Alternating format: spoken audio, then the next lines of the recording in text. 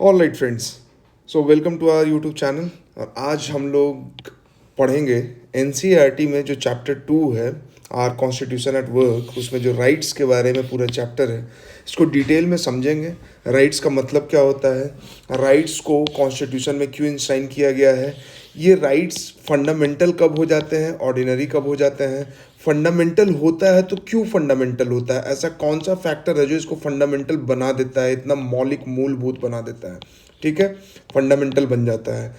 इन fundamental rights का origin क्या है, क्या ये फंडामेंटल राइट्स सबके लिए है, यूनिवर्सल है, या फिर सेलेक्टेड लोगों को मिलेंगे, यानी कि प्रिविलेज्ड क्लास को मिलेगा, या सम सेक्शन ऑफ आवर सोसाइटी, या सम सेगमेंट ऑफ पीपल, किसको मिलेगा फंडामेंटल राइट्स।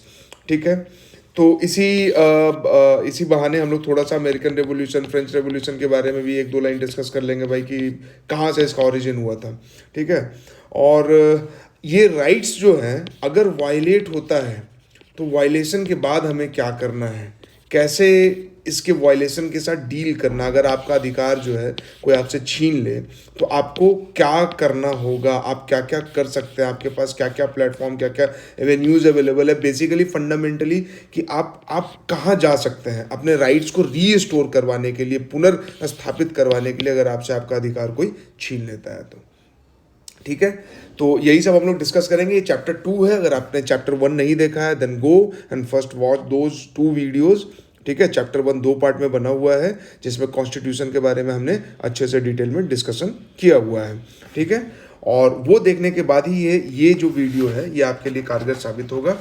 एंड अगेन वही बात कि अगर आप डायरेक्टली लक्ष्मीकांत या उस तरह के स्टैंडर्ड बुक्स पे जंप करते हैं तो ये आपके फ़ायदे के लिए नहीं है। फर्स्ट बेसिक एनसीईआरटीज़ जो है, और एनसीईआरटीज़ माय फ्रेंड बेसिक है, बट ये फंडामेंटल राइट्स की तरह ही है कि इसके बिना जो है ना, जैसे कॉन्स्टिट्यूशन नहीं हो सकता, तो एनसीईआरटी के बिना आपका सिविल सर्विसेज का preparation is like a paralysed preparation. ठीक है, paralysed preparation, mark my word. ठीक है, पैरालाइज्ड क्यों? क्योंकि अगर ये चीज़ें आपको नहीं पता है, जो सिंपल चीज़ें हैं, जो एकदम आसान चीज़ें हैं, जिन चीज़ों के बारे में आपको मतलब ऐसा होना चाहिए कि फंडामेंटल राइट बोले और आपको आपके अंदर से जवाब आना शुरू हो जाए। ठीक है, कि फंडामेंटल राइट का मतलब क्या होता है, फंडामेंटल राइट जरूरी क्यों है, ना कि फंडामेंटल राइट आर्टिकल 14 में क्या लिखा है, 15 में क्या लिखा है। ठीक है, तो अगर ये अंडरस्टैंडिंग आपको चाहिए then you have to study NCERT, and that's why this series has been started. तो अगर आपने नहीं देखा है तो जाइए और पीछे का वो वाला वीडियो देखिए, दोनों part, and then come to this video. Channel को अगर आपने सब्सक्राइब नहीं किया है तो आई डोंट थिंक कि आप बोलने की ज़रूरत है। प्लीज़ सब्सक्राइब, शेयर, लाइक करें और कमेंट करके अपना फीडबैक जरूर दें। ठीक है, apart from this we have our Telegram channel, BPSC basics के नाम से ही है, तो आप उसको ज्वाइन कर सकते हैं। उसमें न्यूज़पेपर डिस्कशन जो होता है, जो आर्टिकल्स, इंपॉर्टेंट आर्टिकल्स हैं, चाहे वो मेंस या चाहे प्रीलिम्स के पर्सपेक्टिव से, वो वहाँ पे अपलोड किया जाता है, स्क्रीनशॉट उसका, या फिर कभी कभी पूरा का पूरा न्यूज़पेपर। तो वो प्रीलिम्स के हिसाब से या अपने एसे को डेवलप करने के हिसाब से, या मेंस में जो सवाल आते हैं, जैसे बीपीएससी में गवर्नर के रोल पे बहुत सवाल आता है, बीपीएससी में टेक्निकल एजुकेशन जो है उसके डेवलपमेंट पे बहुत सवाल आता है, नेशनल मूवमेंट में बिहार का रोल जो है उस पर बहुत सवाल आता है। ठीक है, तो अगर ये चीज़ें न्यूज़पेपर में डायरेक्टली इनडायरेक्टली कवर हो रहा है तो वो हमें पढ़ना चाहिए रिकरेंटली जो है। अगर आप 3-4 बार उसको देखेंगे तो आपके दिमाग में चीज़ें रह जाएंगी, and you will be at very good position to answer those questions. So चलिए इसको शुरू करते हैं। ठीक है, तो बेसिकली राइट्स मतलब कि अधिकार, ये है क्या? देखिए, ये हमारा इंडियन कॉन्स्टिट्यूशन है। ठीक है, तो कॉन्स्टिट्यूशन ऑफ इंडिया ये हमें राइट टू इक्वालिटी देता है, ये हमें राइट टू फ्रीडम देता है, आज़ादी, राइट अगेंस्ट एक्सप्लॉइटेशन देता है, राइट टू रिलीजन देता है, कल्चरल एजुकेशनल राइट्स देता है, राइट्स टू कॉन्स्टिट्यूशनल रेमेडीज देता है, राइट टू इक्वालिटी यानी बराबरी का अधिकार। ठीक है, वो अभी थोड़ा सा आगे हम लोग डिस्कस करेंगे इसी चैप्टर में, बट राइट्स के बारे में हम लोग थोड़ा देख रहे हैं, और उसका तो ये जो डिटेल है ये सब आगे देखेंगे। फ्रीडम, आज़ादी, क्यों आज़ादी, किससे आज़ादी, किस लिए आज़ादी। ठीक है, एक्सप्लॉइटेशन, कि कोई आपको एक्सप्लॉइट ना करे। ठीक है, खेत में आपसे कोई बेगारी, बॉन्डेड लेबर वाला काम ना करवाए। ठीक। राइट टू रिलीजन, आपकी अपनी आस्था है, आपको कोई धर्म मानना है, आपको धर्म परिवर्तन करना है अपना, या आपको किसी और सेक्ट को फॉलो करना है, या आप मानना ही नहीं चाहते हैं, तो ये आज़ादी आपको होना चाहिए। कल्चरल एंड एजुकेशनल राइट्स, ठीक है, कि आपको सांस्कृतिक अधिकार होना चाहिए, आपको शैक्षणिक अधिकार होना चाहिए। कल्चरल राइट्स क्या भाई, कि आपको अपना कल्चर डेवलप करना, अपने कल्चर को प्रोटेक्ट करना। अगर आपका कोई कल्चर है, जैसे आपके आपके आसपास के गांव में कुछ पूजा होता है, तो सरकार उसको जबरदस्ती बंद नहीं करवा सकती है, अनलेस अनटिल कि वो पब्लिक डिसऑर्डर क्रिएट करे, क्योस क्रिएट करे, वायलेंस हो उसमें, या ऐसा कोई नेगेटिव चीज हो जो कि लार्जर सोसाइटी के लिए बहुत हार्मफुल है, तब उसको स्टॉप कराया जाएगा। अदरवाइज कल्चर को प्रोटेक्ट करने का अधिकार है, एजुकेशनल राइट्स को प्रोटेक्ट करने का अधिकार है, और बेसिकली ये जो राइट्स है ये माइनॉरिटीज के बारे में बात करती है, तो ये भी हम लोग आगे देखेंगे। और जो सबसे इंपॉर्टेंट है, जो सबसे इंपॉर्टेंट नहीं सबसे इंपॉर्टेंट है, कॉन्स्टिट्यूशनल रेमेडीज का राइट, ठीक है, आर्टिकल 32। कॉन्स्टिट्यूशनल रेमेडीज क्या कहता है कि भाई ये जो आपने लिस्ट दे दिया है, प्रिस्क्राइब कर दिया है, अगर ये हमें नहीं मिलता है, then what we will do, हम क्या करेंगे, हम क्या करेंगे, हम कहाँ जाएंगे, हम किससे बात करेंगे, किसको बोलेंगे। तो उसके लिए सॉल्यूशन मिला है right to constitutional remedies, article 32 of our constitution, and according to chairman of drafting committee Bhimrao Ambedkar, this is heart and soul of our constitution, ठीक है। इसके बिना तो कोई माने मतलब ही नहीं है। अगर आर्टिकल 32 नहीं है तो ये राइट्स क्या है, फालतू है, बेकार है, कचड़ा है, कचड़े का ढेर है, क्योंकि अगर इसको कोई वायलेट कर दे तो फिर आप कुछ स्टेप नहीं ले सकते हैं। तो ये एक मोटा मोटी हुआ कि भाई हमारे कॉन्स्टिट्यूशन में इतने तरह के राइट्स दिए गए हैं, लेकिन है ना, राइट्स का ज़रूरत क्या है, क्यों मिलता है, नहीं मिलता है। जैसे इंट्रोडक्शन पार्ट अगर आप इस एनसीईआरटी को देखें, एंड अगेन एक मैं बात बोलूँगा कि अगर आपके पास पीडीएफ नहीं है, then please download the NCERT PDF. आप वीडियो को देखें ज़रूर, लेकिन आप अपना भी एक किताब रखें।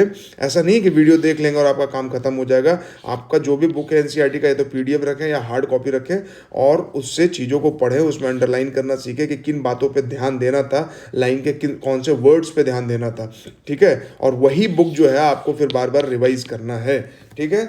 और शॉर्ट नोट्स जो है इसका प्रिपेयर किया जाएगा, but after completing this book, अब जब शॉर्ट नोट्स तैयार हो जाएगा 20-25 पेज का, then that will be also provided.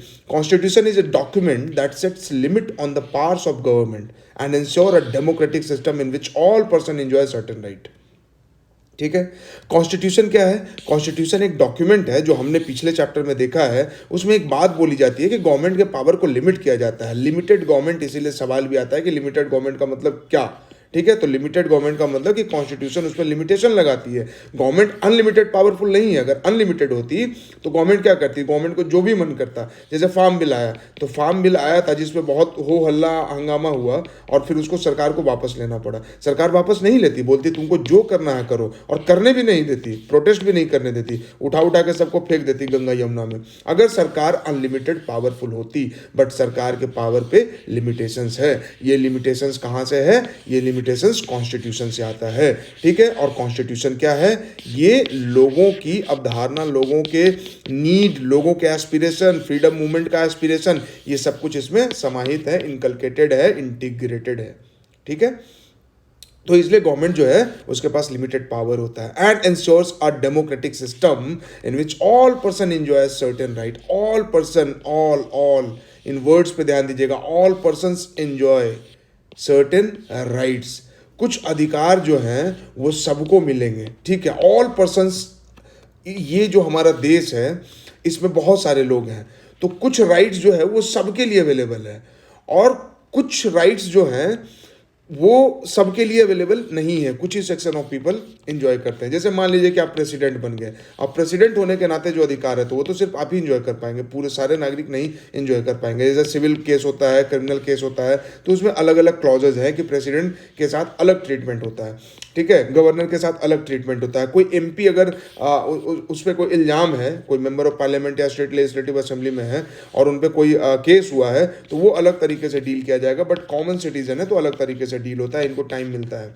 ठीक है, जवाब देने का। और जब असेंबली चल रहा होता है तो असेंबली शुरू होने के पहले और असेंबली खत्म होने के कुछ दिन बाद तक इनको अरेस्ट नहीं किया जाता, अरेस्ट के लिए फिर स्पीकर का परमिशन लेना होता है, वगैरह वगैरह, ठीक है। तो ये कुछ राइट्स हैं जो कि कुछ लोगों को मिले हुए हैं, ठीक है। लेकिन कुछ राइट्स जो है, जैसे आर्मी कैंटीन के बारे में आपने सुना होगा, तो आर्मी कैंटीन में टैक्स फ्री सामान मिलता है, कम प्राइस पे मिलता है, लेकिन आपको बाहर नहीं मिलता है। तो ये कुछ स्पेशल राइट है जो army person will enjoy, but you will not enjoy the right. ठीक, और आर्मी पर्सन वो राइट क्यों एंजॉय करते हैं? Because they are willing, they are giving supreme sacrifice for the protection of our nation. तो ये उनको अलग से राइट मिला। बट कुछ राइट्स हैं जो कि सबको अवेलेबल है, everyone is entitled for that right. ठीक है, तो उसको बोलते हैं फंडामेंटल राइट। ठीक है, कि सबको मिलेगा, all person enjoy certain rights. ठीक है, तो ये सबको मिलता है। अब ये फंडामेंटल राइट क्या है? ये कॉन्स्टिट्यूशन के पार्ट 3 में है। ठीक है, पार्ट 1 में क्या है? यूनियन एंड स्टेट है। पार्ट 2 में सिटीजनशिप है। और पार्ट 3 में क्या है? फंडामेंटल राइट है। पार्ट 4 में क्या है? डीपीएसपी है। बेसिकली ये क्या है? जैसे हमारा ये बुक है तो उसका चैप्टर 2 हम लोग पढ़ रहे हैं, तो कॉन्स्टिट्यूशन है तो उसके चैप्टर 3 में फंडामेंटल राइट है, जिसको कि हम लोग यहाँ पे देख लेते हैं थोड़ा सा। कि पार्ट 1 में क्या है? यूनियन एंड टेरिटरी लिखा हुआ है। भाई कोई भी देश के बारे में लिखना है तो सबसे पहले तो जो उसका टेरिटरी है उसी के बारे में लिखेंगे पहले चैप्टर में। जब टेरिटरी हो जाएगा तो उसके बाद सिटीजन्स के बारे में लिखेंगे, और जब सिटीजन्स लिख दिए तो उसके बाद उनको क्या राइट्स देंगे वो पता चलेगा। अब जब राइट्स मिल गया है, सिटीजन हो गए हैं और टेरिटरी है, तो एक कंप्लीट नेशन थोड़ा बन गया। अब इसमें सरकार बनेगी तो सरकार को क्या करना है? तो वो डायरेक्टिव्स लिखा हुआ होगा कि भाई आपको क्या करना चाहिए सरकार को पब्लिक के वेलफेयर के लिए, सोशलिस्ट आइडियल्स को इस्टेब्लिश करने के लिए, वेलफेयर प्रिंसिपल्स को फॉलो करने के लिए। ठीक है, और उसके बाद फिर पीपल को भी थोड़ा डायरेक्शन दिया जाएगा कि what your fundamental duties are. तो सरकार का फंडामेंटल ड्यूटीज आप एक तरह से कह सकते हैं कि डायरेक्टिव ये है, उसी तरह से पीपल का के लिए डायरेक्टिव या पीपल के लिए, सिटीजन्स के लिए फंडामेंटल ड्यूटीज है। तो इसीलिए दोनों पार्ट 4 में है, एक पार्ट 4 और एक पार्ट 4A। चौथे चैप्टर में ही अलग से कुछ A4 शीट लगा के चिपका दिया गया है। ठीक है, यानी कि अमेंडमेंट के साथ आया है। कहीं पे भी आपको ऐसा दिखे ना कि पार्ट 4 और ये पार्ट 4A है, तो इसका मतलब कि बाद में अमेंडमेंट करके घुसाया गया। जैसे आप तैयारी करते हैं, नोट्स बनाए, बाद में पता चला कि यार इसमें एक पेज और इस बारे में लिखना था, ये फैक्ट ऐड करना था, तो क्या करते हैं? लिख के वहीं पे चिपका देते हैं। तो उसी तरह से ये चिपकाया गया है। दोनों एक ही चैप्टर पार्ट 4 और पार्ट 4A में है। पार्ट 5 में यूनियन, पार्ट 6 में स्टेट्स, पे बाकी सब अपने नीचे ऐसे देख लीजिएगा। ठीक है, तो ये है।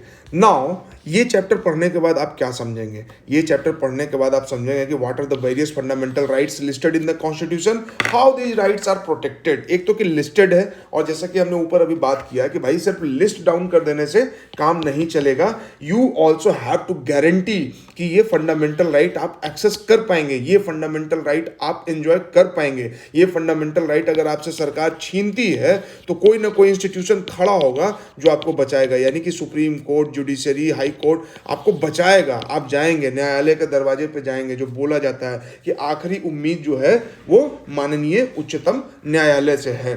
तो कॉन्स्टिट्यूशन में इस तरह का प्रोविजन बनाया गया है कि गवर्नमेंट को एक तो कि लिमिटेड किया गया है कि आप लिमिटेड हैं, आप अहम ब्रह्मास्मि अनल हक आप नहीं हैं, है ना। आपके पास लिमिटेड पावर है, उस लिमिटेड पावर में आपको काम करना है। ठीक है, और उसके बाद भी अगर आप सिटीजन्स के राइट्स को छीनते हैं तो ये आप नहीं कर पाएंगे। इसके लिए कॉन्स्टिट्यूशन ने क्या किया है?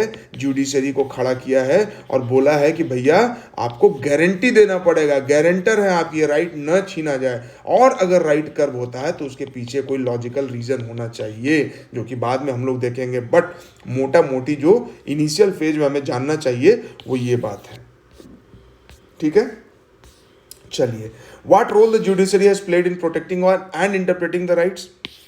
जुडिशरी प्रोटेक्ट भी करता है और राइट्स को इंटरप्रेट भी करता है। इंटरप्रेट करने का मतलब क्या हुआ कि जैसे मान लीजिए कि इन्वायरमेंट है, तो अभी इतना ज़्यादा पॉल्यूशन है। अब 1947 में पॉल्यूशन था नहीं, 1947 में 1950 में पॉल्यूशन नहीं था, तो पॉल्यूशन को लेकर उतना हो हल्ला नहीं था। लेकिन आज के डेट में पॉल्यूशन है, और हम जानते हैं कि एयर पॉल्यूशन से लगभग देश में हर साल 17 से 20 लाख लोग उनका डेथ हो रहा है। पॉल्यूशन के वजह से एवरेज लाइफ एक्सपेक्टेंसी लगभग 5 साल कम हो गई है। सिर्फ दिल्ली की बात करें तो 12.5 साल लाइफ एक्सपेक्टेंसी कम हो गया। जिसको 70 जीना था उसमें से 12.5 माइनस कर दीजिए, ये स्थिति हो गया है। तो यानी कि इन्वायरमेंट और फ्री फ्रेश एयर जो है वो बहुत इंपॉर्टेंट हो गया है। तो सुप्रीम कोर्ट जब फंडामेंटल राइट को इंटरप्रेट करेगा तो ये बोलेगा कि क्लीन एयर जो है वो फंडामेंटल राइट है, क्लीन वाटर एक्सेस जो है वो फंडामेंटल राइट है।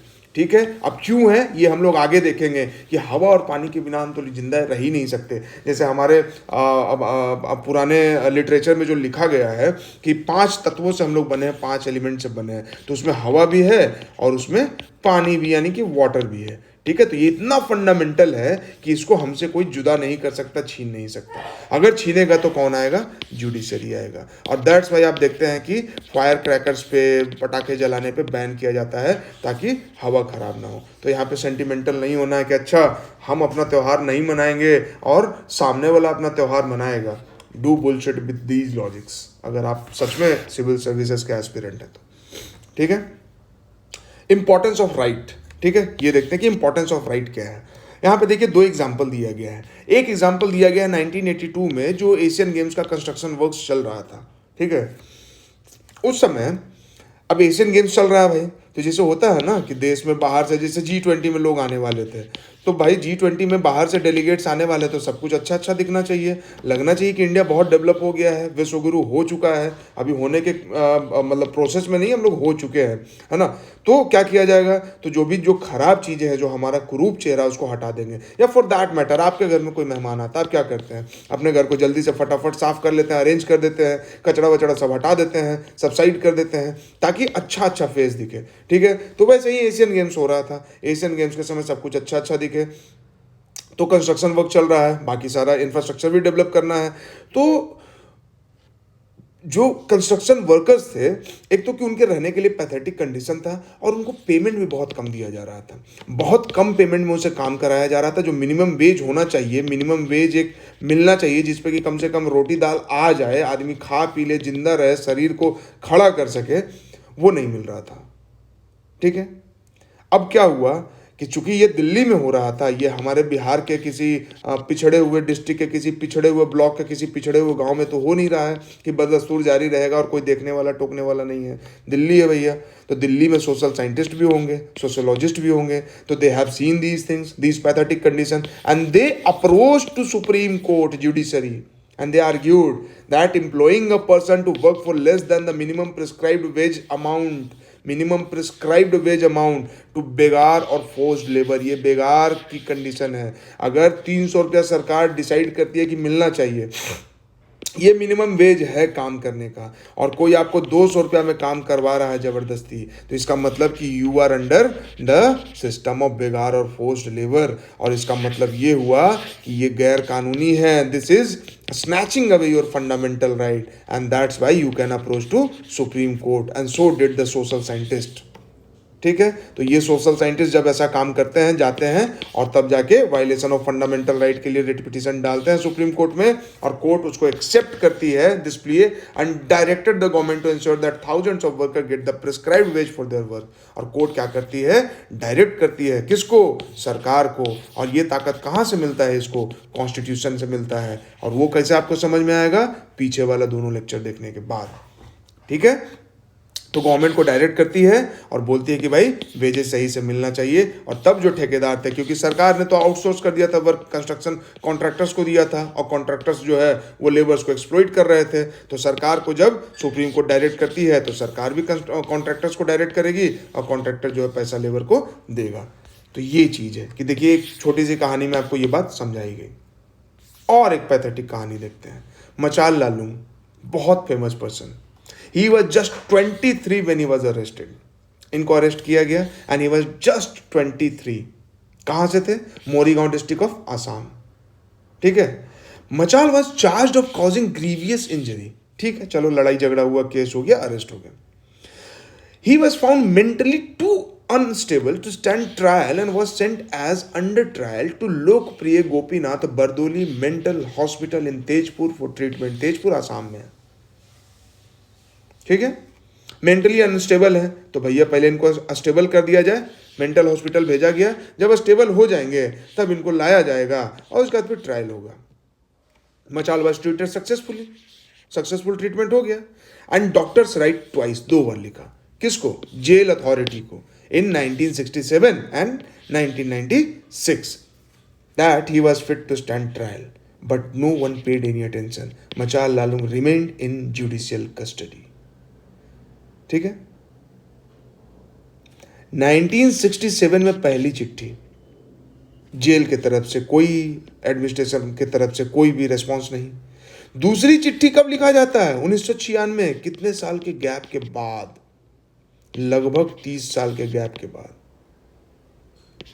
मतलब जिस हॉस्पिटल में भर्ती थे, वो हॉस्पिटल भी 30 साल के बाद देखता है कि अच्छा दोबारा चिट्ठी लिख देना चाहिए इनके लिए, और उसके बाद भी कोई ध्यान नहीं देता है। And finally Machal Lalung was released in July 2005। 2005, अगर 67 से 2005 का आप हिसाब किताब लगा लें तो मतलब ही वॉज 77 देन। 23 साल का था जब अरेस्ट हुआ, और 77 साल का हो गया जब रिलीज हुआ। कितना हुआ? लगभग 42-43 years he was in jail in judicial custody. Can you imagine? Judicial custody. Judicial custody का मतलब क्या होता है कि भाई अभी ट्रायल ही नहीं हुआ है, अभी कोर्ट में जाएंगे, सबूत आएगा, बहस होगा, दोनों तरफ के वकील बहस करेंगे, और तब कन्विक्शन होगा या फिर फ्री होंगे। ही वॉज इन जुडिशियल कस्टडी, और 42-43 साल ये आदमी जेल में रहा। 23 साल का लड़का जो गिरफ्तार हुआ था, जब रिलीज हुआ तो ऐसा दिखता था। He was freed when a team appointed by National Human Rights Commission intervened after an inspection of under trials in the state. Otherwise ये भी नहीं होता। नेशनल ह्यूमन राइट कमीशन कह रहे भैया ये क्या कर रहे हो? 54 साल किसी को जेल में रख लो और उसका केस जुडिशरी तक ना जाए। पैथेटिक। समझे? ये एक और कहानी देखिए। ये एक 16 साल का लड़का है, नाम क्या है? मिर्जा निसार हुसैन। 23 साल जेल में रहे। ठीक है। 1996 में दिल्ली के लाजपत नगर में विस्फोट हुआ था, उसमें गिरफ्तार किए गए। गिरफ्तार करने के बाद इन लोग को जेल हुआ, केस चला। केस चलने के बाद अंत में क्या फैसला आता है? कह रहे भाई ये लोग तो दोषी ही नहीं थे, दोषी ही नहीं थे। And he was just 16 when he was arrested and he was indulge in किस चीज में? हैंडीक्राफ्ट व्यवसाय में। और जब रिलीज हुए बीच का पूरा लाइफ जेल में। Why? Due to slow and inefficient judicial system, police system.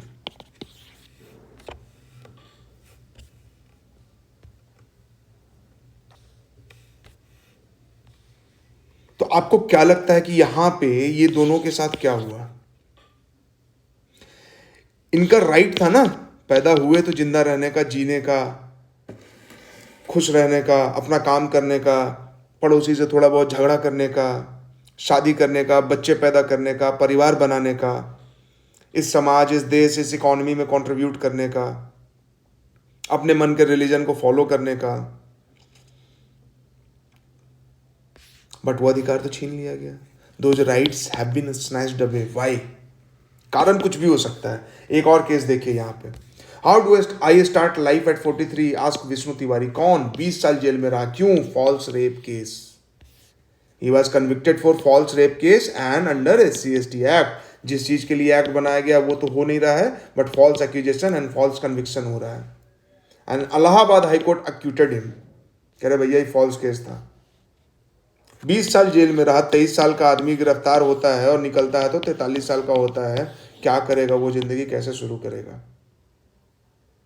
He is asking the question, how do I start life at 43? यहां क्या हुआ? ये 23 और 20, 23 साल में जो गिरफ्तार हुए और 43 साल में जब रिहा हुए, बीच का जो 20 साल इनका जेल में गया, फॉर व्हाट रीजन? इनका तो लाइफ खत्म। Half of his life he have spent in jail. न पढ़ सके, न जॉब कर सके। अब बाहर निकलेंगे, सोशल स्टिग्मा है, कह रहे ये तो जेल में था। जिस बाप को ये छोड़ के बाहर गए होंगे वो पता नहीं जिंदा भी होंगे कि नहीं होंगे। होंगे तो बूढ़े हो चुके होंगे, इनके दोस्त बड़े हो चुके होंगे, सब अपनी जिंदगी में आगे बढ़ चुके होंगे। And he will have to start his life from where he have left. 23 साल की उम्र में जहां पे इन्होंने छोड़ा था, वहां से पिक करके इसको जीना होगा। सो वाई और यहाँ पे इनके साथ क्या हुआ, इनके राइट्स को छीन लिया गया। और देखिए केस, एक मूवी आई थी no one killed Jessica, Vidya Balan इसमें सबरीना लाल का रोल की थी, ठीक है। तो जेसिका लाल बेसिकली एक मॉडल थी एंड सी वाज किल्ड। और ये मनु शर्मा है, ठीक है। मनु शर्मा है जो कि याद नहीं आ रहा मुझे कि कौन सा, हाँ ये टैमारिंड कोर्ट करके एक रेस्टोरेंट था, ठीक है। रात में इन्होंने ड्रिंक मांगा, ये बोली कि ड्रिंक नहीं है, और इन्होंने गोली चला दिया, ठीक है। सीधे हेडशॉट, डेथ। बट कन्विक्शन नहीं हुआ, रिहा हो गए। जो गवाह थे सब, इनका जेसिका लाल का दोस्त है झनकार बीट्स, अगर आपने मूवी देखा होगा तो he is an actor, Bollywood actor, and he was there with her. और ये बाद में हॉस्टाइल हो जाता है, बोलते हैं कि नहीं नहीं इन्होंने गोली नहीं चलाई थी, मुझे हिंदी नहीं आती है, पुलिस ने मुझसे क्या पूछा नहीं पता। पहले इनको छोड़ दिया जाता है। इनके साथ कोई एक्यूज कौन है, विकास यादव है, he son of politician DP Yadav जो कि बाहुबली है उत्तर प्रदेश के, पश्चिमी उत्तर प्रदेश के। और विकास यादव जो है वो एक और मर्डर केस में, नीतीश कटारा मर्डर केस में कन्विक्टेड हैं in fact, if I am not wrong. Amardeep Singh alias Tony, Shyam सुंदर शर्मा, योगराज सिंह के फादर, ठीक है। एंड ही इज, आप अंदाजा लगा सकते हैं कि एक्स प्रेसिडेंट शंकर दयाल शर्मा के रिलेटिव हैं, क्लोज रिलेटिव, ठीक है। तो यू कैन इमेजिन कि how much politically and socially he is powerful, ठीक है। तो जब रिलीज कर दिया गया एविडेंस के एब्सेंस में, तो इनकी बहन है सबरीना लाल, वो केस को लड़ती हैं और फिर कन्विक्ट कराती हैं। हालांकि वो अलग बात है कि बाद में जो है फिर ये बोलती है कि ठीक है ही इज़ रिफॉर्म्ड, तो मुझे कोई दिक्कत नहीं अगर उनको रिहा कर दिया जाए तो। ये है नीतीश कटारा की मदर, ठीक है। और अगर आपके पास टाइम हो तो आप यूट्यूब पे जाके जरूर इन लोगों का इंटरव्यू देखें, ठीक है। Her husband was IAS officer, इनका बेटा जो है वो उनका लव अफेयर होता है डीपी यादव की बेटी से, and that's why he was killed, ठीक है। कि भाई ऐसे कैसे हो सकता है। और अपने बेटे के केस को ये लड़ी और उनका कन्विक्शन करवाई। नीलम कटारा हर नेम इज, ठीक है। तो देखिए यहां पे मर्डर हुआ लेकिन बच गए। और वो तो she was so much educated, she was so much aware about her rights कि इस केस को लेके कोर्ट में गई, अदालत में लड़ी, काफी लंबे टाइम तक लड़ी, और तब जाके न्याय मिला कि कन्विक्ट हुआ, ठीक है।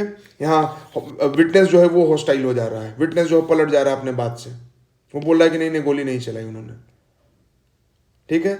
सारे सबूत को मिटा दिए जाते हैं, जो गोली चली थी बुलेट फायर होता है, बुलेट को बदल दिया जाता है, नाना प्रकार का चीज़ है। जेसिका लाल मर्डर वाला मूवी आप देख ले, नहीं समझ में आया तो। और एक तरफ ये है गरीब आदमी जिसपे फॉल्स केस लगता है और 20 साल जेल में रह लेता है। एक तरफ जिसने सच में मर्डर किया है उसको जेल जाने के लिए इतना पापड़ बेलना पड़ता है, और यहाँ जिसने कुछ नहीं किया वो इतनी आसानी से जाता है। Can you see the difference between rich and poor? Entitlement of right which a richer people have and which poor people lacking. अगर राइट्स यूनिफॉर्मली इंप्लीमेंट कर दिया जाए, सबको मिले, तो ये आदमी 20 साल फालतू में जेल में नहीं रहता, ये आदमी फालतू का 20 साल जेल में नहीं बर्बाद करता, 16 से 50 नहीं हो जाता, ये आदमी 55 साल 54 साल जेल में नहीं रहता। और इस तरह का न्यूज़ अगर आप न्यूज़पेपर पढ़ें तो डेली आपको मिलेगा, ठीक है। कि जो गरीब लोग हैं अंडर ट्रायल, 70% लोग जो जेल में हैं they are under trial. Let me show you some document. Poor state of under trials, Drishti IAS का ये PDF था जो मैंने डाउनलोड किया। All credit goes to Drishti IAS। मुझे बस ये दिखाना था कि what are under trials currently on trial. अभी कन्विक्ट नहीं हुए हैं, दोष उन पर साबित नहीं हुआ, अभी बस जेल में है, ठीक है।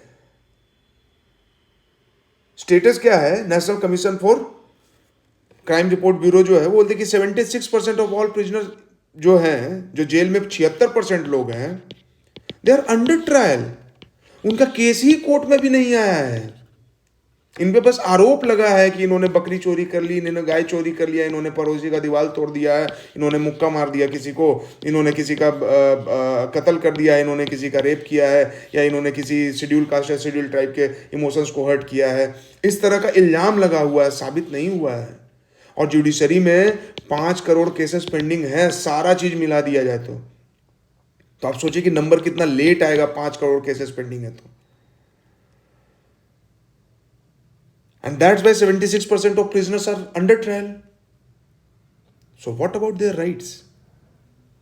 हम, अगर आप अभी टैब पे अपना या लैपटॉप पे या मोबाइल पे वीडियो देख रहे हैं, आपको पुलिस आए और उठा ले और क्या बोले कि अरे भाई तुम्हारे अकाउंट से कुछ ट्वीट किया गया है जो कि एंटी नेशनल है, और आपको जेल में डाल दे और आप 20 साल जेल में रहें, क्यों? क्योंकि आपके अकाउंट से कुछ ट्वीट हुआ था, और 20 साल के बाद पता चले कि आपके किसी एनिमी ने, आपके किसी पड़ोसी ने आपका फेक आईडी बनाया था, आपका फोटो यूज किया और वो ट्वीट कर दिया, and you was in jail for 20 years. Can you imagine? तो ये चीज, 76% प्रिजनर्स आर अंडर ट्रायल. तो राइट्स इसलिए इंपॉर्टेंट है कि ये स्थिति ना हो, ये स्थिति ना हो, ये स्थिति भी ना हो. यहां पे जो जिनका मर्डर हुआ उनका भी अधिकार था कि उनको न्याय मिलना चाहिए था. अव्वल तो उनका मर्डर नहीं होना चाहिए था. मर्डर हुआ तो मरने के बाद भी हमारा कॉन्स्टिट्यूशन इंश्योर करता है कि you will be given justice. तो उसके लिए फाइट करने की क्या जरूरत है? उस पर मूवी बनने की क्या जरूरत थी? सिस्टम ऐसा होता, इतना इफिशियंट होता कि अपने आप जस्टिस देता. But no, since people are powerful, since people are rich, since people are well connected to the political class and political establishments, so they will protect themselves at any cost, and you will have to fight, you will have to invest your whole life. Neelam Katara invested her whole life to get justice for her son who was killed just because he have loved some girl who was happened to be a daughter of a Bahubali person, and he didn't like this. That's why he get her son killed. तो rights इसलिए important है, and that's why our constitution gives us right. और right खाली देने से काम नहीं चलता है, राइट को इंश्योर करना पड़ता है. और नीलम कटारा आर्टिकल 32 को यूज करके, आर्टिकल 226 को यूज करके अपने लिए, या सबरीना लाल जो जेसिका लाल की बहन है, वो इन आर्टिकल्स को यूज करके, इस वाले राइट को यूज करके सुप्रीम कोर्ट को अप्रोच करती है और बोलती है कि हमें न्याय मिलना चाहिए.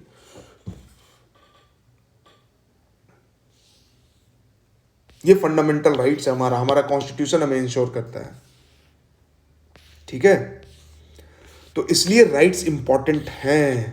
That's why our rights are important. You can quote these examples. जब भी फंडामेंटल राइट पे सवाल आए ना, तो आप इन एग्जांपल्स को कोट कर सकते हैं. ये जो बच्ची है सर पे ये ईटा ढो रही है, या ये जो बच्चा है जो फायर क्रैकर बना रहा है और जो हम लोग बहुत प्यार से दिवाली में जलाते हैं बिना सोचे हुए कि भाई कि ये कहाँ से तैयार होता है. ऑल द फायर क्रैकर, मतलब 90% जो लेबर है ना, वो बच्चे हैं ऐसे, और इनके चेहरे पे कोई स्नो पाउडर नहीं लगा हुआ है. ये बारूद लगा हुआ है, strontium, beryllium, which are cancerous, and they are suffering. Don't you think कि इस समय, जिस समय ये यहाँ पे बारूद भर रहे हैं, इनको किसी स्कूल में होना चाहिए था, या किसी प्लेग्राउंड में खेलते हुए होना चाहिए था, या अपने घर में एंजॉय करते हुए होना चाहिए था? अगर आपको लगता है कि ऐसा होना चाहिए था, तो इन दोनों कंडीशन के बीच में क्या डिफरेंस है? डिफरेंस ये है कि इनका जो राइट है वो इनको नहीं मिल रहा है. डिफरेंस ये है. डिफरेंस ये है कि इस बच्ची को जिस समय स्कूल में होना चाहिए था, she is carrying the burden of construction works, जिससे कि बिल्डिंग बनेगा और उस बिल्डिंग में हम लोग रहेंगे. तो बेसिकली जो दीवार बनाया जा रहा है, वो दीवार घर का नहीं बनाया जा रहा है. वो दीवार जो इनके राइट्स को छीना जा रहा है, वो छीने गए एक एक राइट को एक एक ईंट जोड़ के एक घर बनाया जाता है, और उसमें लोग रहते हैं और फिर अपने ड्रेसिंग रूम में बैठ के बड़ी बड़ी बात करते हैं. खैर, so their rights have been snatched away by this system, this pathetic system. Child labour in India, 10.1 million children engage in work in India. 10.1 million का मतलब क्या होता है?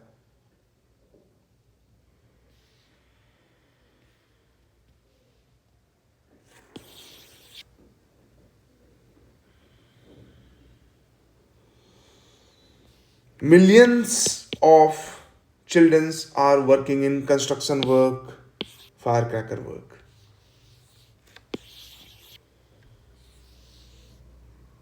ठीक है?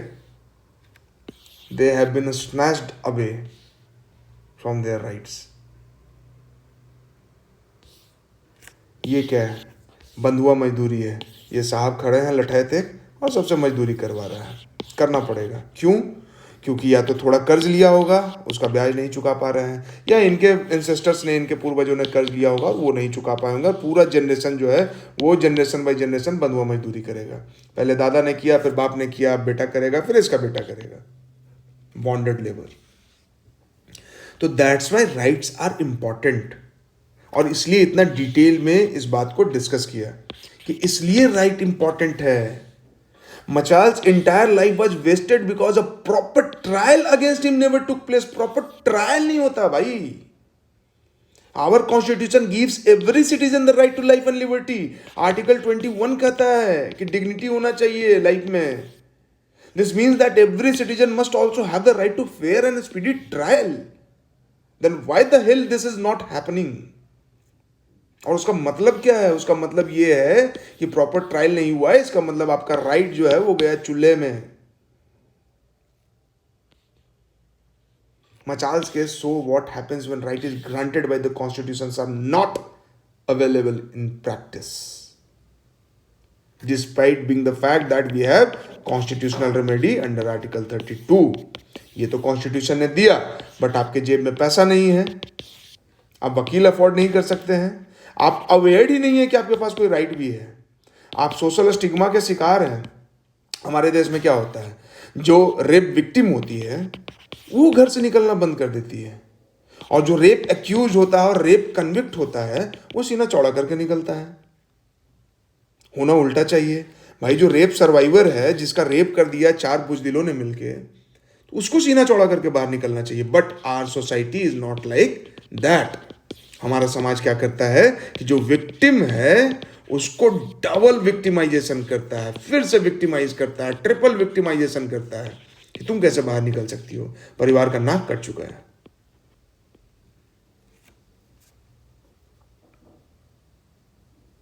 तो प्रैक्टिस में अगर ये राइट्स नहीं अवेलेबल होंगे तो फिर यही हाल होगा।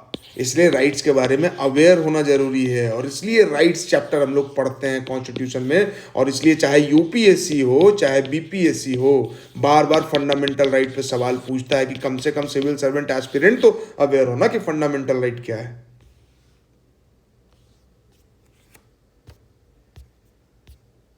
Are you getting my point? In the case of the first instance also there was a violation of right provided in the constitution, but it was challenged in the court. पहला instance जो labour वाला था, social scientist लोग देखा, challenge किया, तो वहां पर रेमेडी मिल गया। क्यों? क्योंकि कॉन्स्टिट्यूशन गारंटी देता है against exploitation, ensured justice to these worker. Article 23 और 24 में लिखा हुआ है you have right against exploitation. कोई आपको एक्सप्लॉइट नहीं कर सकता है, मिनिमम वेज से कम में आपको काम नहीं करा सकता, आपको बॉन्डेड लेबर नहीं बना सकता। अगर कर रहा है then go to the judiciary, judiciary will ensure justice, and justice has been ensured in this case, जो मजदूर वाला केस था। बट मचाल लालांग के केस में नहीं हुआ, और बाकी जो जेसिका लाल हो, और चाहे जो विष्णु तिवारी था, और चाहे जो ये मिर्जा नासिर हुसैन था, उसके केस में नहीं हुआ। मिर्जा निसार हुसैन, इसके केस में नहीं हो पाया। ठीक है, तो ये है, इसलिए राइट्स इंपॉर्टेंट है एक ह्यूमन होने के नाते। ये तो एक चीज बताया कि भाई कोर्ट केस, ये वो, जेल जाने के की बात, क्योंकि इस चीज से हम ज्यादा कनेक्ट करते हैं, ज्यादा अच्छे से समझ पाते हैं। अदरवाइज हम आप कुछ भी सोच लीजिए, अगर आपको पढ़ने का अधिकार ना मिले, आपके मन के रिलीजन को फॉलो करने का अधिकार ना मिले, तो आपका पर्सनैलिटी ग्रो नहीं कर पाएगा। पर्सनैलिटी नहीं ग्रो किया तो लाइफ जीने का मतलब क्या? ठीक है, तो ये चीज है। Bill of rights, both of these examples show the importance of having rights and of the actual implementation of these rights, है ना। राइट होना भी चाहिए और उसका एक्चुअल इंप्लीमेंटेशन भी होना चाहिए। ठीक है, कौन सा? ऊपर के एग्जांपल्स में हमने देखा, और democracy must ensure that individual have certain rights. Democracy है तो डेमोक्रेसी इंश्योर करे। डेमोक्रेसी का मतलब क्या हुआ? For the people, by the people, to the people, ये द पीपल, वो द पीपल, सब है पीपल, हम भी पीपल, तुम भी पीपल, पीपल पीपल, गांव में पीपल, शहर में पीपल। तो इन पीपल को राइट भी तो मिलना चाहिए ना, और सिर्फ राइट होना नहीं चाहिए, राइट का इंप्लीमेंटेशन होना चाहिए। तो डेमोक्रेसी में तो सरकार होगी, सरकार तो हुजूर साहब, माई बाप। तो माई बाप अगर अनलिमिटेड होगा तब तो दिक्कत है। तो माई बाप रिकॉग्नाइज करें कि जो पीपल है, for the people, by the people, हम भी पीपल, तुम भी पीपल, उसके पास कुछ राइट है, क्योंकि यही for the people by the people जो है वो सरकार बनाता है, और ये जो सरकार बनी है वो my the people, I the people, भाई द पीपल के लिए ही काम करना है इसको। तो इस सरकार को रिकॉग्नाइज करना पड़ेगा कि पीपल हैव राइट। तो सरकार के पास अनलिमिटेड पावर होगा ना, तो नहीं करेगा, इसलिए कॉन्स्टिट्यूशन इनको लिमिटेड कर दिया है कि तुम्हारा लिमिटेड पावर है, अनलिमिटेड आसमान तुम्हारे लिए नहीं है। तो लिमिटेड है तो फिर सरकार रिकॉग्नाइज करती है, बहुत केसेस में नहीं रिकॉग्नाइज करती है, then we go to the judiciary. तो इसलिए डेमोक्रेटिक कंट्रीज में जो है ना, बिल ऑफ राइट्स का कॉन्सेप्ट है। बिल ऑफ राइट्स बेसिकली क्या है? लिस्ट ऑफ द राइट, जैसे हमारा फंडामेंटल राइट का लिस्ट है कि लिस्ट डाउन कर दिया कि ये राइट, ये राइट, ये राइट, ये राइट, ये राइट, ये राइट, ये भी पीपल को, ये भी पीपल को, ये भी पीपल को, ये भी पीपल को, सब पीपल को। No discrimination on the basis of gender, caste, religion, caste, creed, place of birth, anyway, anything. तो लिस्ट तैयार करेंगे, ठीक है। सरकार को आपको बताए अनलिमिटेड हो जाएगा तो दिक्कत करेगा, तो सरकार को प्रोहिबिट करते हैं, लिमिटेड करते हैं, ताकि सरकार जो है हमारे राइट्स को छीन ना सके। उसके बाद भी अगर हमारा राइट कहीं से भी छीना जाता है तो वो छीने जाने के लिए रेमेडी होना चाहिए। Jessica Lal case, Nitish Katara case, Machal Lalung case, construction workers case, Vishnu Tiwari case, ये केस, वो केस, मेरा केस, आपका केस, ठीक है। तो बिल ऑफ राइट्स का मतलब क्या हुआ? Bill of rights are a list of rights of the citizen in the constitution itself. This list mention the rights and protect those rights, give the provision about their protection. Simultaneously, they prohibit the government, they limit the government from thus acting against the rights of the individual and ensure a remedy. तो bill of right का ये 3 characteristic है। Thomas Jefferson है। American revolution के बारे में जब आप वर्ल्ड हिस्ट्री पढ़ोगे, या कभी जब भी यूपीएससी में तो पढ़ना ही है, बीपीएससी में नहीं पढ़ना होता है, बट यूपीएससी की अगर आप तैयारी कर रहे हैं तो आपको पढ़ना ही होगा, वहां पढ़ेंगे थॉमस जेफरसन का नाम। थॉमस जेफरसन क्या बोलता है? Bill of right is what the people are entitled to against every government on the earth, against every government on the earth, and what no just government should refuse or rest on inference. ठीक है, entitled हैं हम, entitled हैं, मिला हुआ है हमें, छीन नहीं सकते हो। Against every government on the earth, चाहे वो नॉर्थ कोरिया भी हो क्यों ना। And what no just government should refuse, अगर गवर्नमेंट जस्ट है, अच्छा है, जस्टिस पसंद गवर्नमेंट है, तो रिफ्यूज नहीं कर सकती है। said by Thomas Jefferson, one of the pioneer of American Revolution, along with George Washington, John Adams and other peoples. American revolution हुआ था, ये पूरा फिर वर्ल्ड हिस्ट्री हो जाएगा अगर यहाँ पे बताएंगे, लेकिन शॉर्ट में अगर आपको बताएं तो अमेरिका पहले क्या था? ब्रिटेन का कॉलोनी था, जैसे इंडिया पहले ब्रिटेन का कॉलोनी था, ठीक है। तो ये ड्यूटी, वो duty, sugar duty, stamp duty, newspaper में भी ड्यूटी, सब लगा दिया गया। क्यों? क्योंकि जहाँ जहाँ अमेरिका, ये ब्रिटेन वॉर कर रहा था, वहाँ पे वॉर में हार रहा था, वॉर में पैसा चाहिए, पैसा लगाना था, तो कहाँ से आएगा? तो कॉलोनी से एक्सट्रैक्ट करेगा। तो कॉलोनी से कैसे पैसा एक्सट्रैक्ट करेगा? तो ढेर सारा टैक्स लगा दो, लगा दिया। पब्लिक यहाँ गुस्सा में बोला, भैया टैक्सेशन विदाउट रिप्रेजेंटेशन, इतना पैसा ले रहे हो और हमें यहाँ के पार्लियामेंट में रिप्रेजेंटेशन तक नहीं दे रहे हो, हमारी बात भी नहीं सुन रहे हो, मतलब पूरा सिस्टम मेरे पैसा से चल रहा है, जो पार्ले जी हम खरीद रहे हो उसमें जो टैक्स दे रहे हो उसी से सिस्टम चल रहा है, और मेरा ही बात नहीं सुन रहे हो, हम पे गाड़ी चढ़ा दे रहे हो, फुटपाथ पे सो रहे हैं तो कि तुम कीड़े मकोड़े हो। तो लोग यहाँ के संगठित हुए, यहाँ के इंटेलेक्चुअल्स जागे और बोले कि भाई प्रोटेस्ट करना पड़ेगा, अपने आप को प्रोटेक्ट करना पड़ेगा। और इस कंडीशन में फिर अमेरिकन रिवॉल्यूशन होता है। और सिंस पीपल्स का राइट्स का बात था, तो इसीलिए एक्सक्लूसिवली जो है बिल ऑफ राइट तैयार किया जाता है अमेरिकन रिवॉल्यूशन में, ठीक है, कि भाई पब्लिक को राइट मिलना चाहिए, नहीं तो सरकार जैसे निरंकुश हो जाएगी तो दिक्कत है।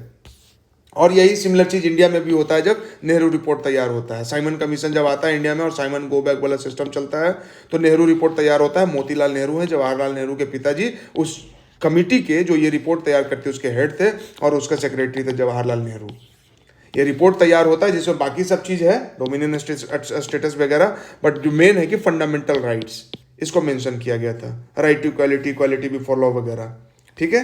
जैसे यहाँ पे अमेरिकन रिवॉल्यूशन में हुआ था वैसे, लेकिन यहाँ पे रिवॉल्यूशन था और हमारे यहाँ मूवमेंट चल रहा है। रिवॉल्यूशन और मूवमेंट में डिफरेंस होता है, ये जब आप मॉडर्न हिस्ट्री पढ़ेंगे तब समझ में आएगा। रिवॉल्यूशन रातों रात हो जाता है, मूवमेंट जो है वो चलता रहता है, मूव करता रहता है। नॉन कॉपरेशन मूवमेंट, उसके पहले स्वदेशी मूवमेंट, उसका सिविल डिसोबीडियंट मूवमेंट, उसका क्विट इंडिया मूवमेंट। और अमेरिका में क्या हुआ? अमेरिकन रिवॉल्यूशन खत्म, start and final. Russian revolution, French revolution, start and final, खत्म। ठीक है, तो सब जगह राइट्स का बात किया गया। क्यों? क्योंकि ब्रिटेन, चाहे वो अमेरिका हो और चाहे वो इंडिया हो, यहाँ के लोगों के राइट्स को छीन रहा था। तो इसीलिए जब अमेरिकन रिवॉल्यूशन हुआ तो बिल ऑफ राइट्स का कॉन्सेप्ट आया कि भाई बिल ऑफ राइट्स तो इंट्रोड्यूस करेंगे, लोगों को राइट मिलेगा, उनके राइट को कोई छीन नहीं सकता है। इसलिए इंडिया में जब बात चला तो नेहरू रिपोर्ट बनता है, और जब हमारा कॉन्स्टिट्यूशन बनता है तो फंडामेंटल राइट बनता है।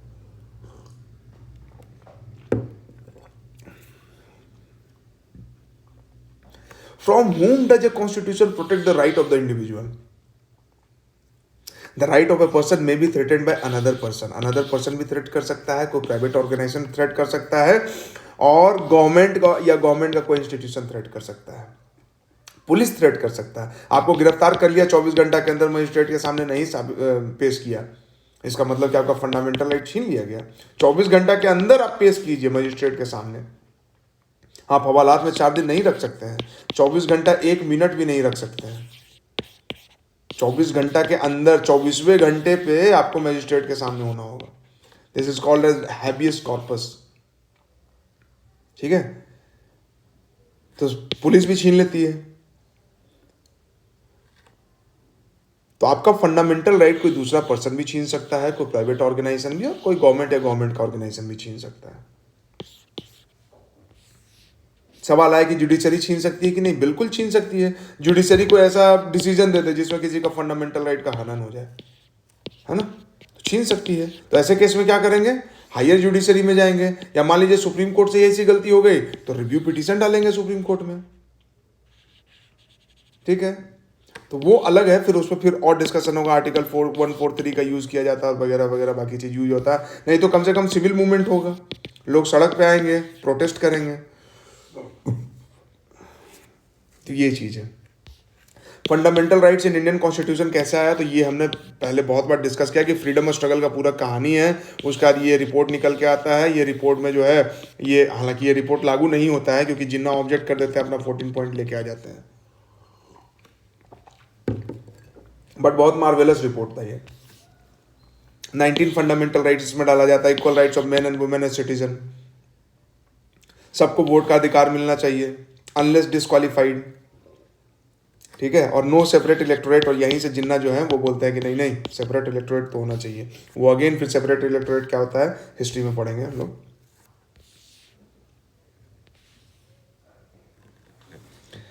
तो अब क्या है ना कि कॉन्स्टिट्यूशन में ये जो राइट्स डाला गया है इसके बारे में पूछा गया कि भाई कि इसको इंक्लूड करना, प्रोटेक्ट करना है, क्यों? क्योंकि these rights are fundamental rights.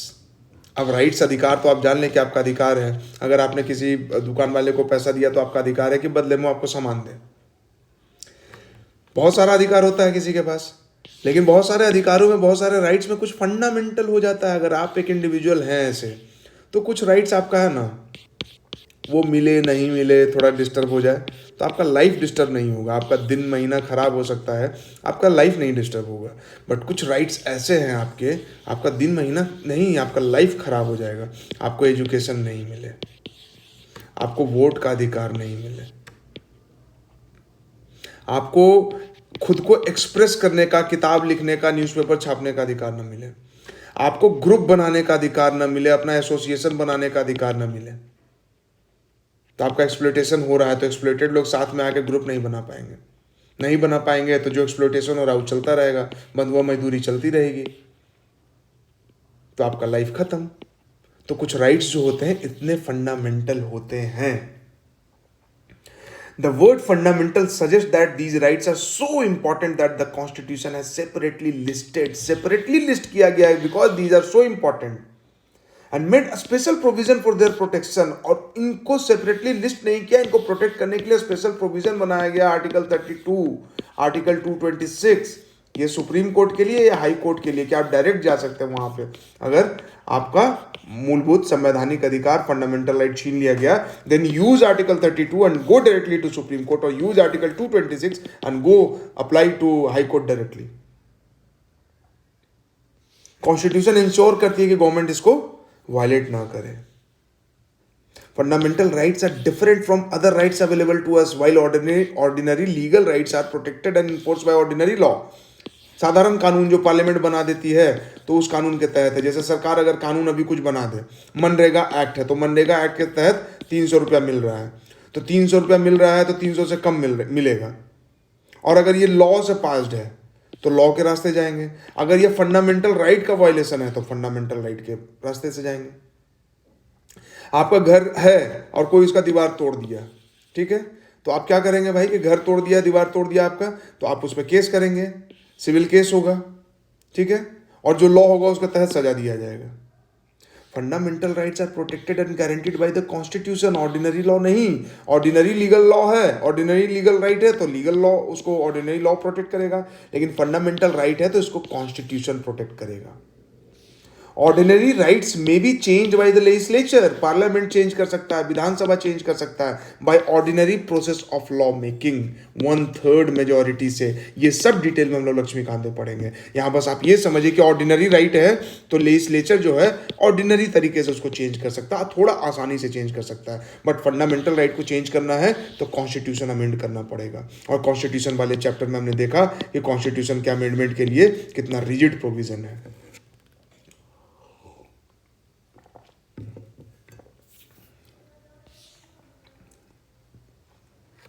Judiciary को पावर भी दिया गया है आर्टिकल 32 और 226, और रेस्पॉन्सिबिलिटी भी दिया गया है किस चीज के लिए? To protect the fundamental right, to enforce the fundamental right, to restore the fundamental right अगर वायलेशन होता है इसका। तो विकिपीडिया का पेज अगर आप खोले, फंडामेंटल राइट्स इन इंडिया, ठीक है, नोन एज फंडामेंटल, क्यों? क्योंकि these are most essential for all round development. आपका मटेरियल डेवलपमेंट, घर बनाए, गाड़ी बनाए, नौकरी करें, पैसा बनाए, बैंक बैलेंस बनाए, शेयर में लगाएं, ये मटेरियल वेलबींग होगा। फंडामेंटल राइट ही नहीं मिलेगा आपको, आपको घूमने का अधिकार नहीं है, दूसरे स्टेट में जाके पढ़ने का अधिकार नहीं है, दूसरे स्टेट में जाके जॉब करने का अधिकार नहीं है, आपको अपना बिजनेस खड़ा करने का अधिकार नहीं है, आपको एसोसिएशन बनाने का अधिकार नहीं है, तो आप कैसे 20 लोग को खड़ा करेंगे साथ में? तो मटेरियल वेलबिंग नहीं होगा, इंटेलेक्चुअल वेलबिंग नहीं होगा अगर आप पढ़ेंगे नहीं, मोरल और स्पिरिचुअल वेलबिंग नहीं होगा, ऑल राउंड डेवलपमेंट नहीं होगा अगर फंडामेंटल राइट्स नहीं मिलेंगे। कुछ राइट्स हैं जो नहीं मिलने पे ऑल राउंड डेवलपमेंट नहीं होगा, उन्हीं राइट्स को फंडामेंटल बोलते हैं। Why fundamental? Because these are very very very very much essential for our all round development, और इसीलिए इसको प्रोटेक्ट किया जाता है, बहुत अच्छे से प्रोटेक्ट किया जाता है। तो that's why they are fundamental. Fundamental law of the land किसको बोलते हैं? कॉन्स्टिट्यूशन को बोलते हैं। ये भी सवाल आता है, fundamental law of the land क्या है? तो भैया कॉन्स्टिट्यूशन है, और क्या है? If the rights provided by constitution, specially the fundamental rights are violated, supreme court, high court writ issue करता है, स्पेशल ऑर्डर इशू करता है, उसको रिट बोलते हैं, क्योंकि राइट भी तो आपका स्पेशल है और इसका वायलेशन हुआ तो ऑर्डर भी स्पेशल इशू होगा, उसको रिट बोलते हैं। किसके तहत? आर्टिकल 32 और आर्टिकल 226। क्या करती है? डायरेक्ट करती है स्टेट मशीनरी को कि होश में आओ, नहीं तो होश में ला देंगे। Enforcement of the fundamental rights. क्या राइट्स है? देखिए, इक्वालिटी बिफोर लॉ, लॉ के सामने डिस्क्रिमिनेशन ना हो कि अमीर है तो उसको ज्यादा अधिकार है, गरीब है तो उसको कम अधिकार है। पीछे जो हमने मनु शर्मा का केस देखा, जेसिका लाल वाला, अमीर था भाई, पॉलिटिकली कनेक्टेड आदमी है, एक्स प्रेसिडेंट शंकर दयाल शर्मा के खानदान से हैं, तो इनको लिवरेज मिल गया, प्रिविलेज मिल गया। इनके पिताजी ने तिहाड़ जेल के सामने एक होटल खरीद लिया और उस होटल में तिहाड़ जेल के में काम करने वाला एम्प्लॉय के बाल बच्चों को नौकरी पर रख लिया।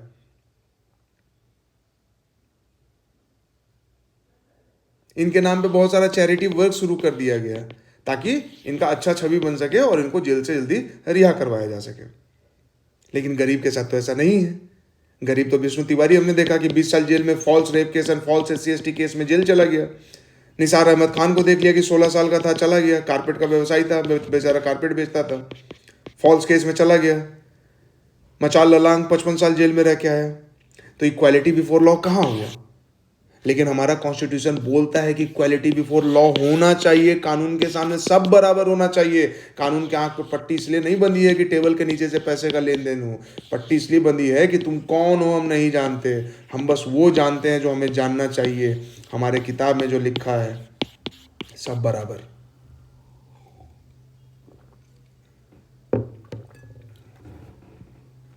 Freedom of speech and expression. सिर्फ मोदी जी भाषण देंगे, सिर्फ लालू जी भाषण देंगे? अगर आपको भाषण देने का मन है, आप भी माइक लीजिए, खड़ा होइए, भाषण दे सकिए। पुलिस आएगा, भगाएगा, बोलिए कि काहे भगा रहे हैं। अगर लीगली भगा रहे हैं तो पूछिए कि कौन सा लॉ वायलेट किए, बताइए हमको क्या करना है। तो डीएम से परमिशन लेना, जाइए चिट्ठी लिखिए डीएम को, बोलिए कि हमको रैली करना है, स्टूडेंट रैली निकालना है, कि भाई ठीक से पढ़ाई क्यों नहीं मिल रहा हम लोग को, तो हम गांधी मैदान में रैली करेंगे, हम दिल्ली के रामलीला मैदान में रैली करेंगे, परमिशन लेंगे सारे डिपार्टमेंट से और रैली करेंगे। लेकिन अगर ये रैली करने का अधिकार आपको ना मिले तब? ये रैली करने का अधिकार सिर्फ पॉलिटिशियन और उनके डिसेंडेंट को, उनके बच्चों को मिले तब? बराबरी तो नहीं हुआ। Freedom of association and peaceful assembly, वही अगेन, अगर आपको एसोसिएशन बनाने का, पार्टी बनाने का, एक ग्रुप ऑफ पीपल बनाने का फ्रीडम नहीं है, ये फ्रीडम सिर्फ प्रिविलेज और रिच क्लास के पास रहे, तो आप ग्रो कर पाएंगे? नहीं कर पाएंगे। आप नहीं ग्रो करेंगे, इंडिविजुअल नहीं ग्रो करेगा, तो सोसाइटी भी ग्रो नहीं करेगा और हम पिछड़ा समाज बन के रह जाएंगे। पलट के देखिए पिछले 500 साल का इतिहास, आपको दिखेगा फ्यूडल सोसाइटी में क्या होता है। कुछ लोग के पास अधिकार है, 5% के पास, और 95% बस बेगारी, बॉन्डेड लेबर बना हुआ है। तो समाज कितना पिछड़ा था। No scientific development, no industrial development, no material wellbeing, no medicine, death by diseases. ठीक है। फ्रीडम टू प्रैक्टिस रिलीजन, अफगानिस्तानी तालिबानी हुकूमत की तरह हो जाए कि अरे भैया पाकिस्तानी की तरह हो जाए कि इस्लाम जो है उसी को फॉलो करना है। करेंगे, इस्लाम बहुत खूबसूरत धर्म है। Likewise Hinduism, likewise Jainism, likewise Sikhism. मेरा जो मन करेगा वो फॉलो करेंगे। आज हिंदू हैं, कल हमको मन किया तो इस्लाम कबूल कर लेंगे। ला इलाहा इल्लल्लाह मुहम्मदुर रसूलुल्लाह, मुबारक हो, आप मुसलमान हो गए। या हम गुरु ग्रंथ साहिब पढ़ेंगे, सिख बन जाएंगे। हमको अच्छा लगे, नहीं भाई जीसस क्राइस्ट बड़ा अच्छा बात बताते थे, तो क्रिश्चियनिटी अडॉप्ट कर लेते हैं। या हमको लगेगा कि अरे भाई बिहार की धरती पे गौतम बुद्ध का जन्म हुआ था, ठीक है, और बुद्धिज्म से बेहतर क्या धर्म हो सकता है जो नॉन वायलेंस का बात करता है, तो हम बुद्धिज्म एक्सेप्ट कर लेंगे। या हम इन सारे धर्मों में जो अच्छी अच्छी बातें हैं उसको अपने धर्म में लेके आ जाएं, जिस धर्म से हम बिलोंग करते हैं, जिस धर्म को हम फॉलो करते हैं, है ना। तो रिलीजन का फ्रीडम होना चाहिए। और बाकी इसके बाद तो कॉन्स्टिट्यूशनल रेमेडीज है ही कि सब मिल गया, कोरा कागज पे लिखा हुआ बस काला काला अक्षर है। अगर इसको स्टोर नहीं किया जाएगा फिर हम मचाल लांग बन जाएंगे, है ना। हैबियस कॉर्पस जो भी आपको बता रहे थे ऊपर कि आपको 24 घंटा से ज़्यादा रखा गया है, बिना मतलब का अरेस्ट कर लिया गया, बिना किसी रीजन का अरेस्ट कर लिया गया, तो कोर्ट जो है हैबियस कॉर्पस रेट इशू करते हैं, बोलते हैं कि तुरंत रिहा करो, नहीं तो सस्पेंडेड कर देंगे नौकरी से, और डिपार्टमेंटल इंक्वायरी अलग से। Fundamental rights are defined as basic human freedoms where every citizen, every Indian citizen has the right to enjoy for a proper and harmonious development of personality and life. Harmonious development है भाई, लड़ाई झगड़ा करके नहीं करना है। अपने personality को डेवलप करो, अपने लाइफ को डेवलप करो, चाहे वो मटेरियल डेवलपमेंट हो, स्पिरिचुअल हो, लीगल हो, इकोनॉमिक हो, पॉलिटिकल हो, जैसे भी आपको डेवलप करना है अपने लाइफ को डेवलप कीजिए। Apply universally to all citizens of India irrespective of their race. अब रेस पे एक अलग डिबेट है कि रेस होता है, बहुत सारे लोग बोलते हैं कि नहीं नहीं खून का असर होता है, बेवकूफ। ठीक है, race is a biological concept. Place of birth, कहाँ पैदा होते हैं अमीर के घर में, गरीब के घर में, बिहार में, महाराष्ट्र में, जम्मू कश्मीर में, प्रधानमंत्री आवास में या किसी मजदूर के आवास में। रिलीजन हिंदू, मुस्लिम, सिख, ईसाई, बिना धर्म के। कास्ट अपर, लोअर, साइड वाला, बगल वाला, नीचे वाला, ऊपर वाला, किसी भी कास्ट से हो, किसी भी जेंडर से हो, ट्रांसजेंडर, क्वेयर कम्युनिटी यानी ओवरऑल LGBTQ+, या आप मेल हो या आप फीमेल हो या इसके अलावा भी अगर कोई जेंडर होता है, डिस्क्रिमिनेशन नहीं किया जाएगा, आपको मिलेगा राइट। आर्टिकल 14 आपके लिए भी उतना ही है जितना दूसरों के लिए। They are enforceable by the court, court enforce करेगा। कोई छीना तो कोर्ट में जाइए, कोर्ट उसको इन्फोर्स करेगा, subject to certain restrictions. Obvious सा बात है, फंडामेंटल राइट्स में सर्टेन रेस्ट्रिक्शंस होगा, वो भी हम लोग आगे देखेंगे। The rights have the origins. अब ऑरिजिन कहाँ है इन राइट्स का? तो बिल ऑफ राइट में, चाहे वो इंग्लैंड का हो, चाहे यूएसए का हो, और चाहे rights of man, France declaration. हालांकि इसी में देखिए डिस्क्रिमिनेशन राइट्स ऑफ मैन लिखा है, राइट्स ऑफ ह्यूमन या राइट्स ऑफ वुमेन नहीं लिखा है। वुमेन कहाँ गई इसमें? ठीक है, तो यहाँ से ऑरिजिन हुआ है, पीपल का मूवमेंट हुआ था कि खाली राजा साहेब हम नहीं, हमको भी चाहिए अधिकार। हम भी चढ़ेंगे गाड़ी पे, पहनेंगे चप्पल, बैठेंगे कुर्सी पे, खरीदेंगे खेत, बोएंगे फसल।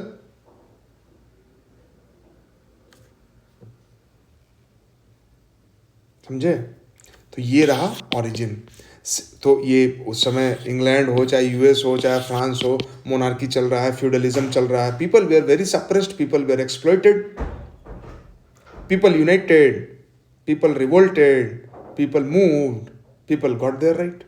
6 fundamental rights in our constitution. Equality, freedom, ये भी सवाल देखिए प्रीलिम से पूछा जाता है। इक्वालिटी कहाँ से कहाँ? 14 से 18 इक्वालिटी है। ठीक है, फ्रीडम 19 से 22, एक्सप्लॉइटेशन 23-24, रिलीजन 25 से 28, cultural and educational rights of minorities 29-30 and constitutional remedies 32 से 35। Rights are not only good for personal good, individual के लिए, बट कम्युनिटी के लिए। बताइए आपको, अगर इंडिविजुअल ही नहीं ग्रो करेगा तो सोसाइटी कहां से ग्रो करेगी? और एब्सोल्यूट और इम्यून नहीं है, कोई भी चीज एब्सोल्यूट नहीं होता है कि राइट मिल गया कि फ्रीडम ऑफ रिलीजन तो अब freedom of right to freedom, तो राइट टू फ्रीडम के नाम पे अगर आप एब्सोल्यूट दे दिया गया तो किसी का बगल वाला का घर ढा देंगे। फ्रीडम ऑफ एक्सप्रेशन, डेली सुबह उठ के गाली दीजिएगा पड़ोसी को, बोलेगा मेरा फ्रीडम ऑफ एक्सप्रेशन है, तब पड़ोसी भी आपको गाली देगा, वो बोलेगा मेरा भी फ्रीडम ऑफ एक्सप्रेशन है। अब दोनों में कंपटीशन होगा कि कौन कितना गंदा गाली दे सकता है और कितनी देर तक दे सकता है। फिर गाली के बाद नेक्स्ट लेवल पे मारपीट होगा, फ्रीडम ऑफ एक्सप्रेशन है कि हम अपना एंगर को एक्सप्रेस कर रहे हैं, तब तो हो गया है ना। तो इसलिए रीजनेबल रिस्ट्रिक्शन लगाया जाता है। Bill of rights in the south African constitution दिया गया है। साउथ अफ्रीकन कॉन्स्टिट्यूशन 1996 में बना था, और ये इसलिए पढ़ा जाता है कि इसमें जब आप देखेंगे ना तो फॉरबिड डिस्क्रिमिनेशन किस बेसिस पे? तो रेस, जेंडर, प्रेगनेंसी भी है, मैरिटल स्टेटस भी है, इथनिक और सोशल ओरिजिन तो है ही है, एज भी है, डिसेबिलिटी भी है, रिलीजन कंसाइंस तो चलिए ठीक है, believe, culture, language and birth, लेकिन प्रेगनेंसी के बेसिस पे, डिसेबिलिटी के बेसिस पे, एज के बेसिस पे, ये सब मैरिटल स्टेटस के बेसिस पे, ये सब थोड़ा वो राइट है जो इंडिया से ज़्यादा है। अगर आपसे पूछे कि जो डिस्क्रिमिनेशन का ग्राउंड है तो साउथ अफ्रीका में जो है ना वो ज़्यादा एलोबरेट है, ज़्यादा दिया हुआ है, इंडिया में कम है। Most extensive range of rights, a special constitutional court भी बना हुआ है। ऐसा नहीं कि खाली supreme court, high court, constitutional court special बना हुआ है राइट्स को इंश्योर करने के लिए। ये सब राइट है वहाँ का। हेल्थ केयर भी है, फूड भी है, वाटर भी है, सोशल सिक्योरिटी भी है, चिल्ड्रंस राइट भी है। लेकिन इंडिया में क्या है कि इतना एलेबोरेट नहीं था। वो सुप्रीम कोर्ट जो है वो अलग अलग केसेस में चीज़ों को इंटरप्रेट करता है और बोलता है कि नहीं नहीं ये फंडामेंटल राइट है, और तब फिर कॉन्स्टिट्यूशन में अमेंडमेंट होता है और उसको फंडामेंटल राइट में डाला जाता है। जैसे कि राइट टू प्राइवेसी, ठीक है, ये अभी हाल फिलहाल केस पुट्टा स्वामी जजमेंट आया था 2017 में, और तब बोला गया कि प्राइवेसी जो है आपका वो फंडामेंटल राइट है।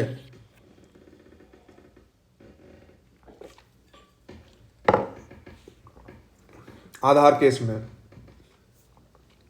आधार कार्ड वाला इशू चल रहा था कि भाई हमारा बायोमेट्रिक डेटा है, सब ले लेता है, सब ले लेता है, उस केस में सुप्रीम कोर्ट का कहना था कि राइट टू प्राइवेसी जो है वो आपका फंडामेंटल राइट है, आर्टिकल 21 के तहत आता है, ठीक है। लेकिन यहाँ पहले ही से बहुत सारा चीज हेल्दी इन्वायरमेंट वगैरह लिखा हुआ है।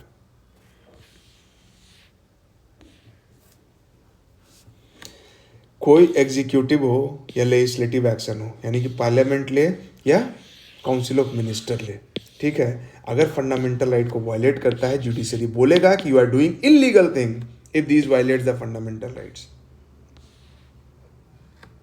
या अनरीजनेबल मैनर में उसको रेस्ट्रिक्ट करता है। However, fundamental rights are not absolute or unlimited rights. Government can put reasonable restriction on the exercise of our fundamental rights. Reasonable restriction put किया जा सकता है, बट ये रीजनेबल रिस्ट्रिक्शन भी रीजनेबल होना चाहिए। ऐसा नहीं कि सरकार उठा पुठा एक list of reasonable restriction issue कर दिया कि आज से भैया फ्रीडम ऑफ एक्सप्रेशन पे ये रीजनेबल रिस्ट्रिक्शन हम लगा रहे हैं, जुडिशरी तुरंत आ जाएगा बीच में, इंटरप्रेट करेगा, जो सही होगा उसको एक्सेप्ट करेगा, जो गलत होगा उसको बोलेगा कि ये इलीगल है, हटाओ इसको, और हटाया जाएगा। ठीक है, क्यों?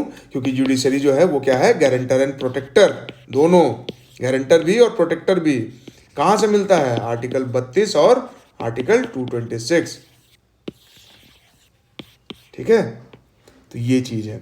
अब आप जाइए लक्ष्मीकांत पढ़िए, फंडामेंटल राइट वाला चैप्टर निकालिए, शुरू का 1-2 पेज पढ़िए, और आप इमेजिन कीजिए कि आप बिना एनसीईआरटी को पढ़े हुए, बिना इस चैप्टर को इस तरह से पढ़े हुए, डील किए हुए, आप अगर उसको पढ़ते तो आपको कितना समझ में आता, ठीक है। और इसका बाकी की यहाँ से अब हम लोग नेक्स्ट वीडियो में कंटिन्यू करेंगे, राइट टू इक्वालिटी के बाद से आगे दूसरे पार्ट में कंटिन्यू करेंगे। So thank you very much to bear me, और यहाँ तक वीडियो देखने के लिए। अच्छा लगा तो सब्सक्राइब करें और लोगों तक पहुँचाएं, शेयर करें इसको, and we will continue this series. Thank you very much.